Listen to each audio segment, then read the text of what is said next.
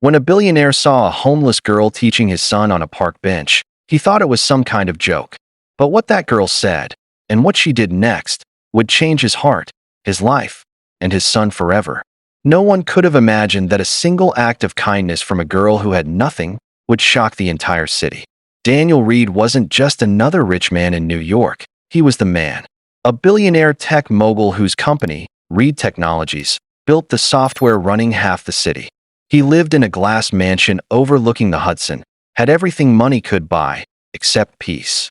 Ever since his wife passed away 2 years ago, Daniel had become a ghost of himself, present in meetings, absent at home.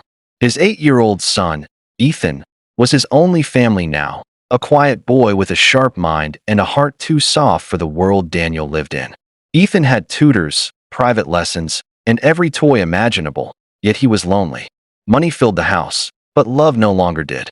That Friday afternoon, Ethan's school let out early. The nanny had gone to grab lunch, so Ethan sat alone near the Central Park fountain, reading a book far too advanced for his age, To Kill a Mockingbird. He squinted at the words, mouthing them slowly, his tiny fingers tracing each line. And then, a soft voice spoke beside him. "You like that book?"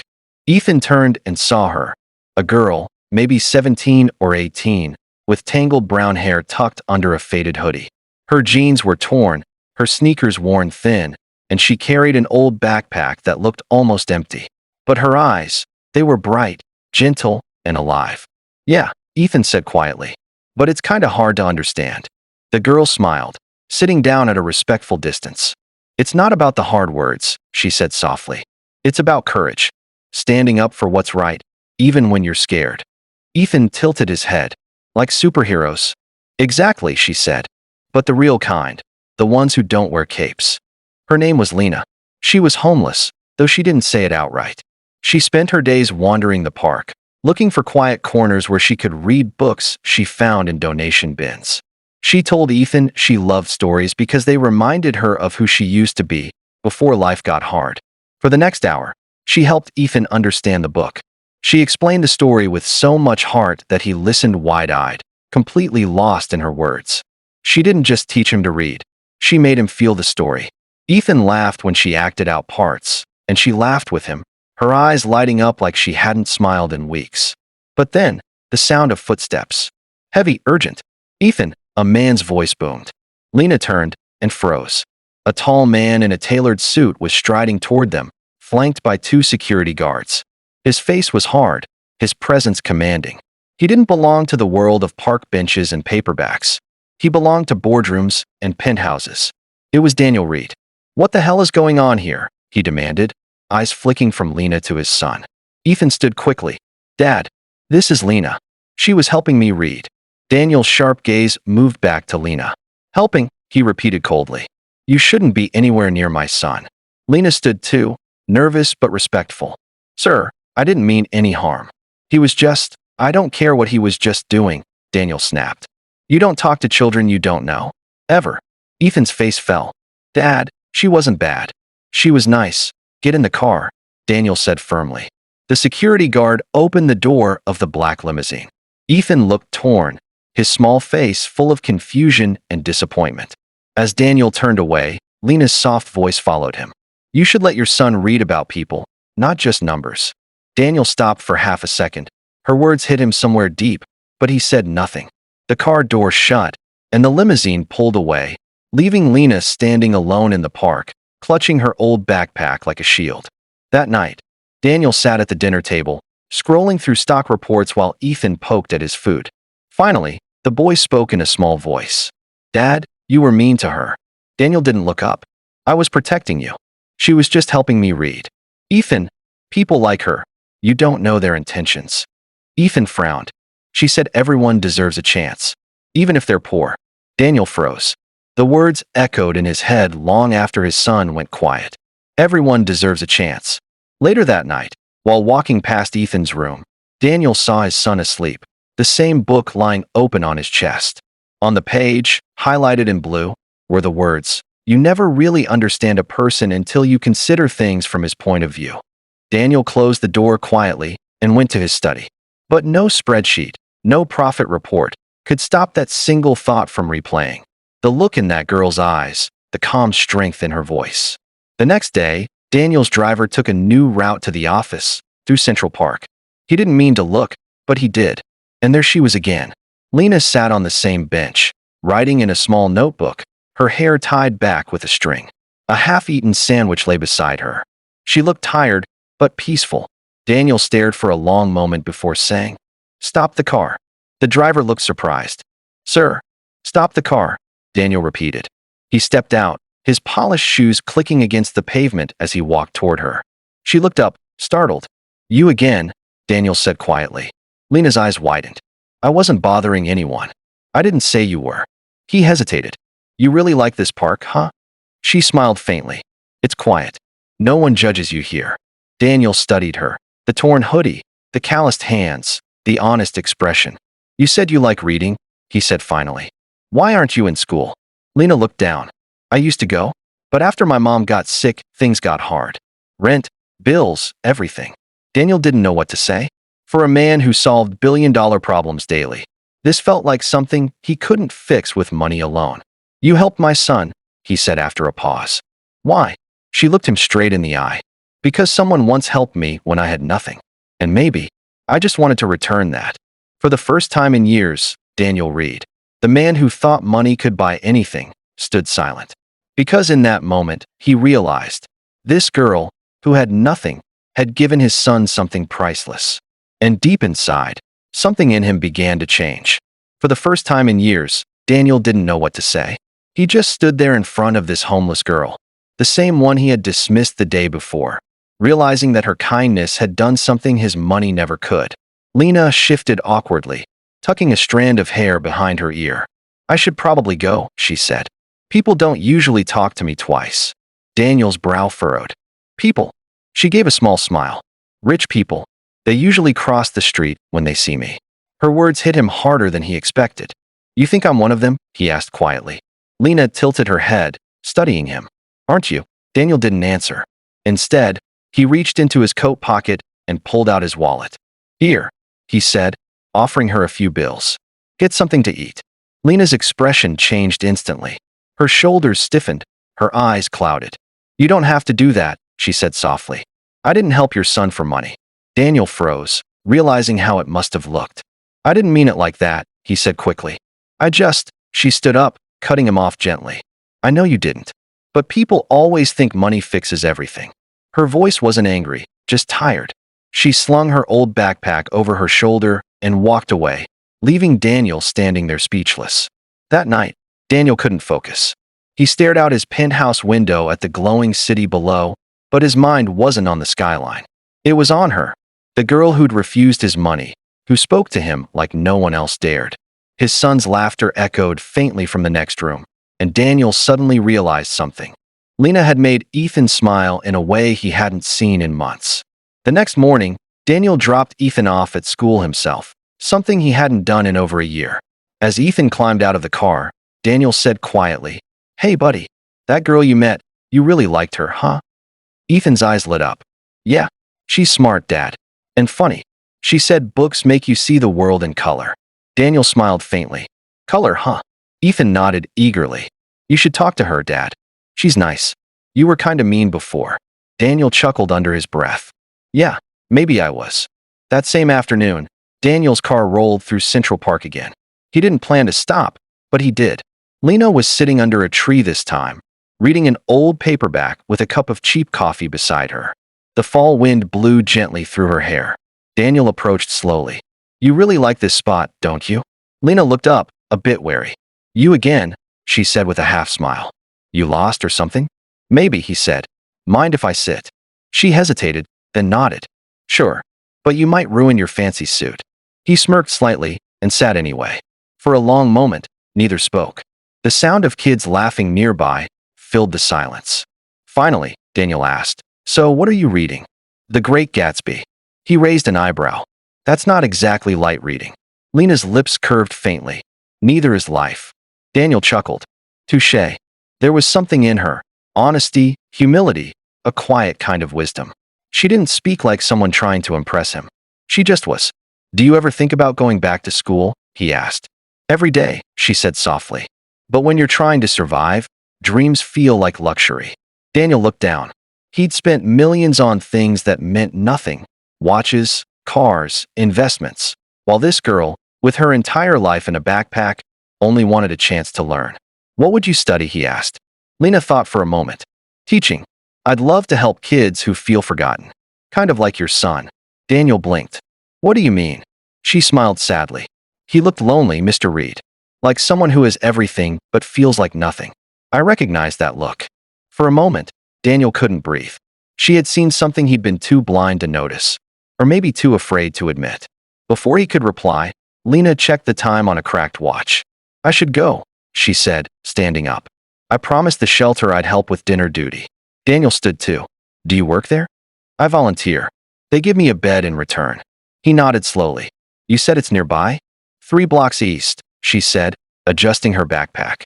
"It's not much, but it's home for now." Daniel hesitated, then reached into his pocket again, but stopped himself. He knew money wasn't what she wanted. "Wait," he said instead. "Would you consider tutoring my son?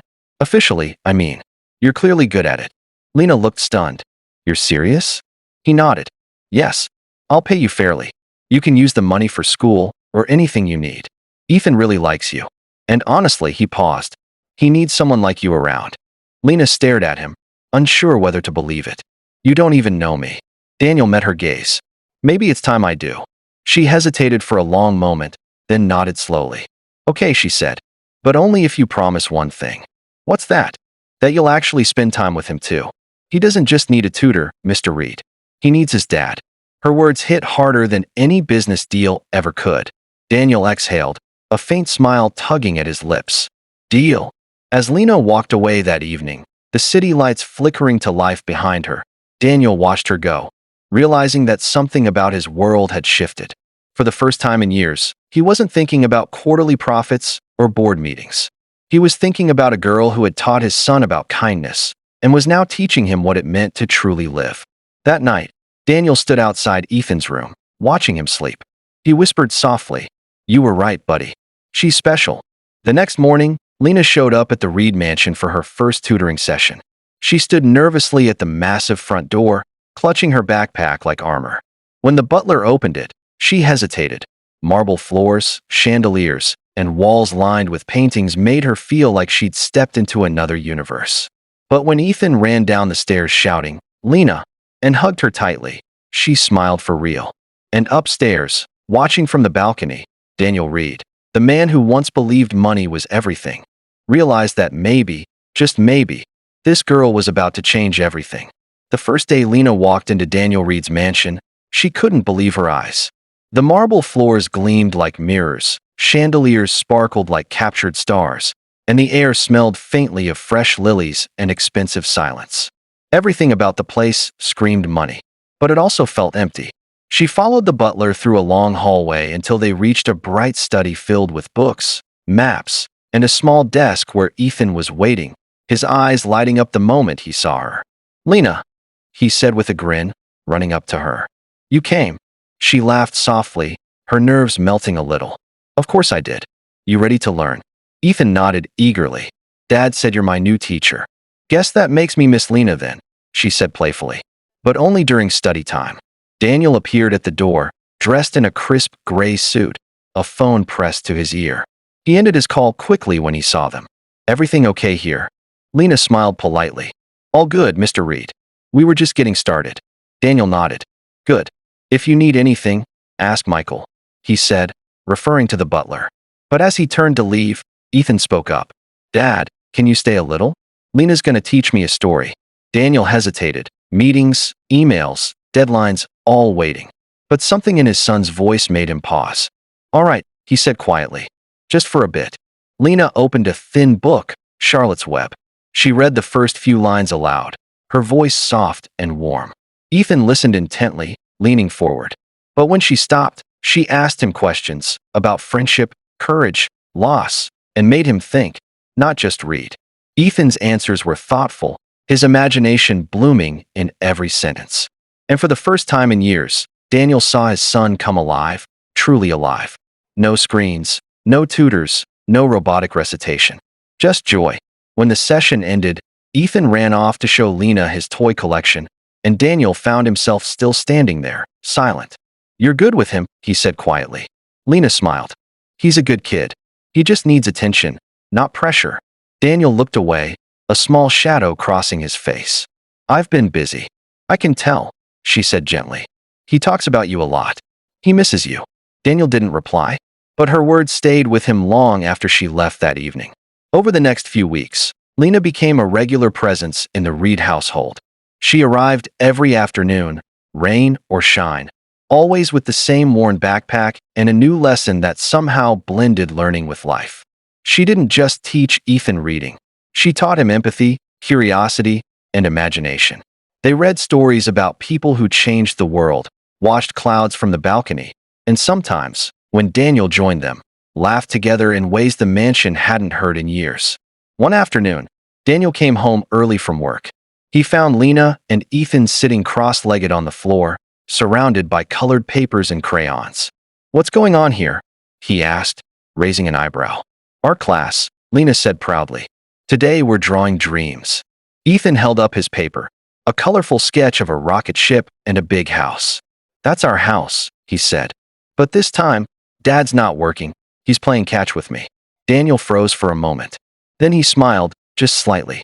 "That's a good dream." Lena glanced at him, noticing how his shoulders relaxed for the first time. "It doesn't have to stay a dream," she said softly. That evening, when Lena was about to leave, rain started pouring heavily outside. Daniel insisted she wait until the driver returned. She stood awkwardly near the window, watching raindrops race down the glass. "I don't mind the rain," she said. "I've slept through worse." Daniel frowned. "You still stay at that shelter?" "Yeah. It's not great, but it's safe." He hesitated, then asked quietly, "What about family? Do you have anyone?" She shook her head. "My mom passed 2 years ago. Dad left long before that. It's just me now." Something in her voice, that quiet strength in the middle of loss, tugged at Daniel's chest. "I'm sorry," he said sincerely. She gave a small smile. "Don't be. I learned that you don't need much to be grateful. Just a reason to keep going." Before she could continue, Ethan came running downstairs, holding a small plate. "Lena, I saved you cookies from dessert." She laughed, accepting them. "You didn't have to," he grinned. "You helped me with my book. This is my thank you." Daniel watched the exchange silently. The warmth between them, the pure, human simplicity, made something inside him ache. After Lena left that night, Daniel stood by the door for a long time, watching the rain blur the streetlights. For the first time, he realized how much peace her presence brought, not just to Ethan, but to him too. Days turned into weeks. Ethan grew happier, more confident. He began waiting by the window for Lena's arrival every afternoon, holding out his books excitedly. And Daniel, he began changing, too. He started leaving the office early. He cooked dinner twice that month. He even began reading again, something he hadn't done since his wife died. One Saturday morning, Ethan burst into his father's study. "Dad, Lena said she wants to show us something in the park. Can we go?" Daniel looked up from his laptop. "Us?" Ethan nodded. "Yeah, you too." A small laugh escaped Daniel's lips. All right. Let's go." An hour later, the three of them walked through Central Park, the same place where everything had started. The fall leaves crunched beneath their feet. Lena led them to the fountain where she'd first met Ethan. "Full circle," she said with a smile. Daniel looked around. "You come here often?" Lena nodded. "When I need to think. Or when I miss my mom. She used to bring me here as a kid." Ethan slipped his small hand into hers. "Then it's our special place now," he said proudly. Lena smiled, her eyes glistening. And Daniel, the billionaire who once saw her as just another stranger, found himself quietly grateful. Grateful that his son had met her. Grateful that she had reminded him what life actually meant. That night, after Ethan went to bed, Daniel found himself staring at an old photo of his late wife. "You'd like her," he whispered softly. "She brought him back to life. Maybe me too." But the peace of that moment wouldn't last long. Because soon, something would happen that would test everything. Lena's past, Daniel's pride, and the fragile hope they'd built together. And it would shock everyone. The peace that had slowly settled into Daniel Reed's home didn't last long. It started one evening during a charity gala at the Grand Horizon Hotel, one of those glittering high society events where billionaires came to be seen and photographed. Daniel hadn't wanted to go, but investors expected it, and appearances mattered in his world. As the cameras flashed and the crowd buzzed with laughter, Daniel's mind was elsewhere, thinking of Ethan's laughter, Lena's soft smile, and the way the house didn't feel empty anymore. Mr. Reed. A voice interrupted his thoughts. Glad you could make it. Daniel turned and froze. It was Gregory Hale, an old business rival known for gossip more than business sense. He smirked, holding a champagne glass. Heard you've been spending a lot of time with a street girl lately. Daniel's eyes narrowed. Careful, Greg. I'm just saying, Gregory said, raising a hand innocently. People talk. The media might love a story like that. Billionaire and the homeless tutor. Daniel clenched his jaw but said nothing. He left the event early that night, his thoughts heavy. The next morning, as he pulled into his driveway, he saw two paparazzi cars parked nearby. Cameras flashed as he stepped out. Mr. Reed, is it true you hired a homeless woman to care for your son? One shouted. He didn't answer, just walked inside, anger simmering beneath his calm expression. Inside, Lena was sitting with Ethan at the kitchen table, helping him with a science project.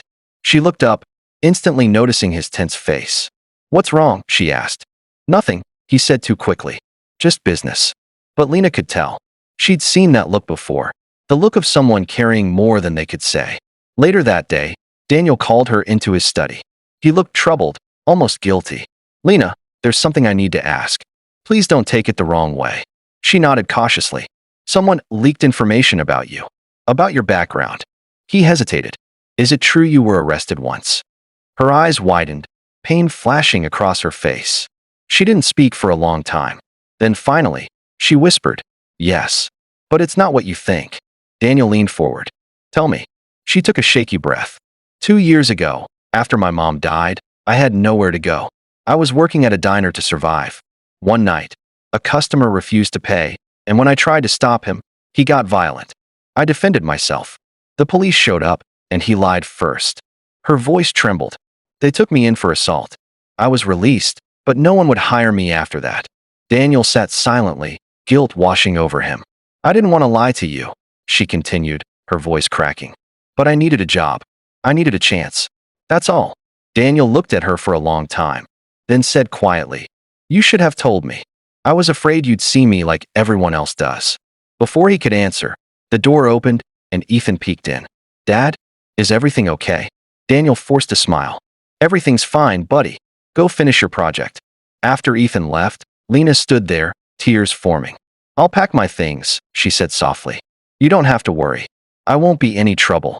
Daniel opened his mouth, but no words came out. He watched helplessly as she left the room, her footsteps fading down the hall. That night, Ethan refused to eat dinner. He sat silently, his little hands clenched. Where's Lena? She won't be coming for a while, Daniel said quietly. Ethan's eyes filled with tears. Did you make her leave? She's my friend. She helped me read. She made me happy again. Daniel tried to comfort him, but the boy pushed his hand away and ran upstairs. For the first time in years, the mansion felt colder than ever.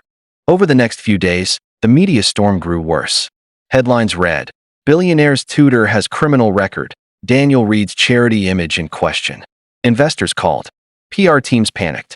His board wanted him to distance himself from Lena immediately. And for a while, Daniel did. He focused on damage control, on numbers, on everything that kept his emotions numb. But every night, when he walked past Ethan's empty playroom, he felt the hollow ache grow stronger. One evening, as he tucked Ethan into bed, his son whispered, Dad, do you think Lena's cold tonight? Daniel froze. She said sometimes she sleeps outside when the shelter's full.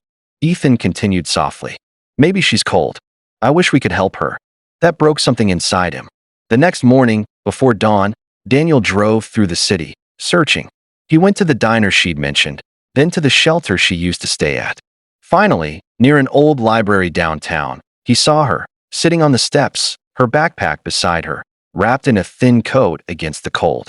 He stepped out of his car slowly, his breath visible in the frosty air. Lena. She looked up, startled. Then her eyes softened. Mr. Reed. He walked closer.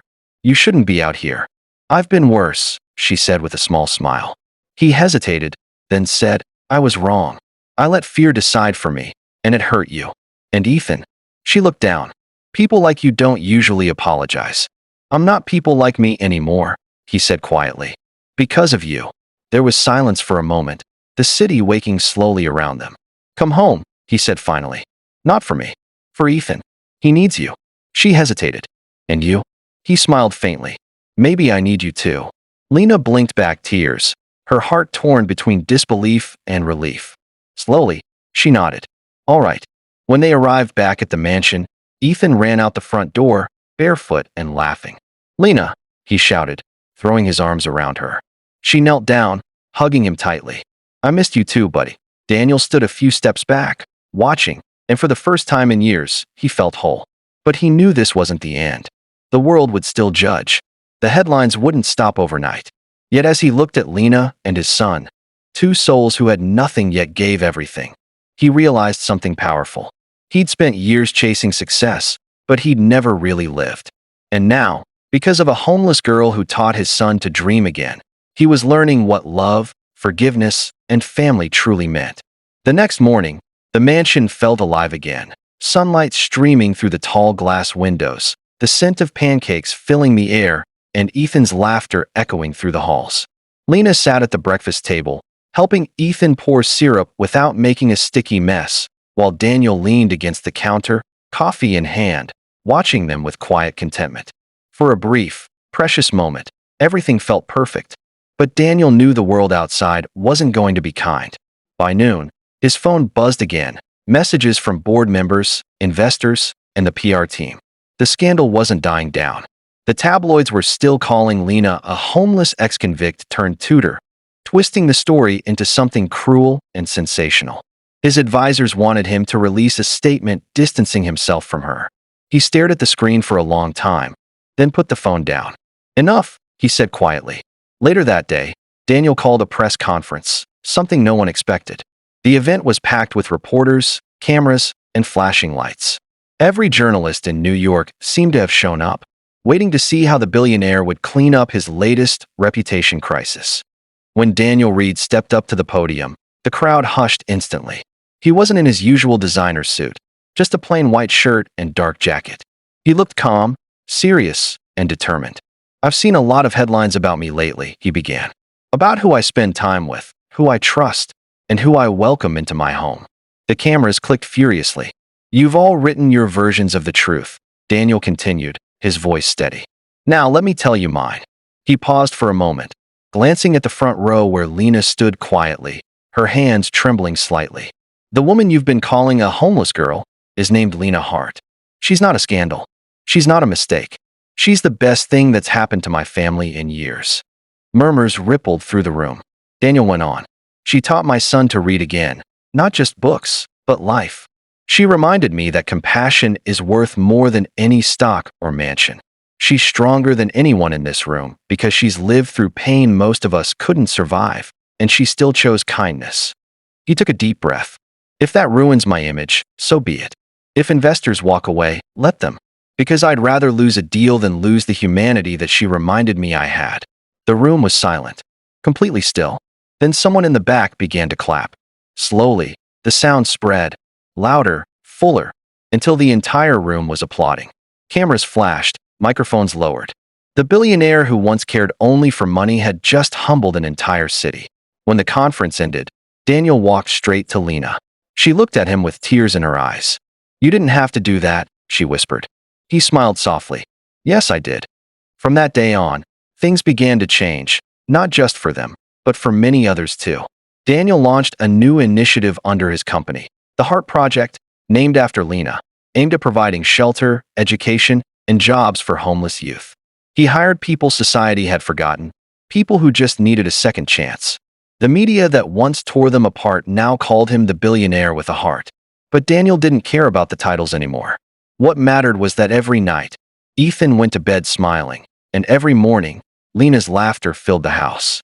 Weeks later, on a quiet Sunday afternoon, the three of them sat in Central Park again, the same spot where it all began. The fall leaves had returned, and the air smelled of roasted chestnuts and city rain. Ethan was reading aloud now, his voice clear, confident, proud. The end, he finished, closing the book with a grin. Lena clapped softly. That was perfect. Daniel smiled. You've come a long way, champ. Ethan shrugged with a laugh. You and Lena helped me. Daniel glanced at her, their eyes meeting. She helped both of us. Lena smiled faintly, her gaze drifting toward the skyline. Funny how life works, isn't it? One moment you're sleeping on a bench, the next, you're sitting in the park with a billionaire and his son. Daniel chuckled. Guess life likes surprises. There was a pause, a quiet, peaceful kind of silence filled with everything words couldn't say.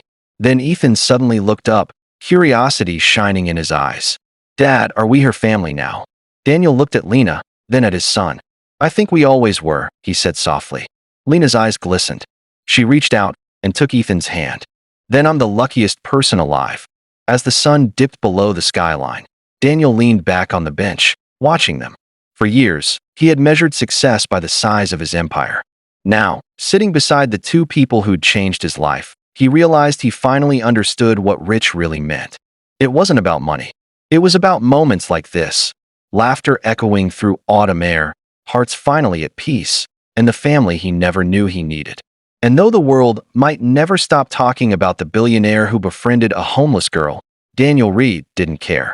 Because for the first time, the story being told was real. And it ended not with a scandal, but with love. If you enjoyed this story, don't forget to like, subscribe, and turn on notifications for more heart-touching stories like this. See you in the next one, where another story might just change the way you see the world.